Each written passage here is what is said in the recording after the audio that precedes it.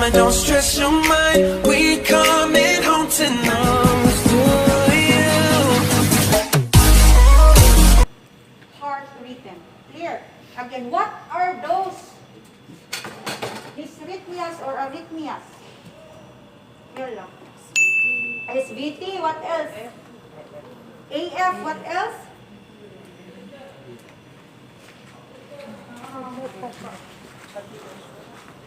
AF? Ventricular tachycardia. But please, keep in your mind, this patient is already unstable patient. Hemodynamically unstable patient. Why? Because when you have SVT,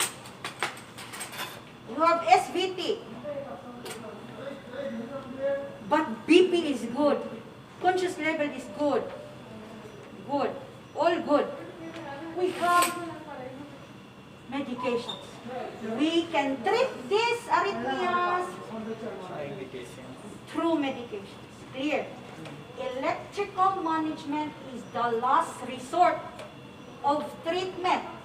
Nobody wants to be shocked. Clear. If you have cardioversion, always keep in your mind A, P, C. What is APC? Analgesia. If patient is conscious, please give analgesia to the patient. It's painful. P. What is P? Pain reliever and anesthesia is the same. P. Push this button. Synchronize. Push or press this button. Clear. Maybe you give unsynchronized shock. And what we want is cardioversion. Clear. C. What is C? Consent. Nobody wants. Yala baba? So, we need to ask consent. Okay? This must be consent. Especially conscious patient. Nobody wants to be shocked immediately. Clear. APC. No. Nobody will refuse if he knows what is this treatment all about. It means that you need to explain further. Especially when you are already critical, nobody will refuse.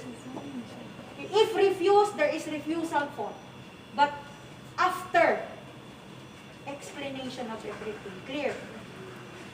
Again, this patient might be in SVT. You give many medications, adenosine, verapamil, all medication, and suddenly patient, BP drop. So now the doctor should explain. We will be the witness. We'll explain that this medication is not anymore effective to this patient, to you. So we need another reason, treatment, which is the cardioversion. Clear. We have one patient before, VTAC. Rabies. You know rabies? So, this patient was bitten by a cat. And the patient was from ER stable. But what happened? There is a continuous episode of VTAC. Monomorphic beta. Monomorphic beta. Okay? From ER, there is continuous, like this, incidents. He was only bitten by the cat. So they found out this, maybe the cat is with rabies. Okay? So, they sent immediately to ICU because if this will not be corrected, this patient will eventually die. Clear? It should be returned, regained to normal conduction. Clear? So what they did, they sent the patient in ICU and they gave lidocaine. What is lidocaine? It is a medication that will be given to VTAC.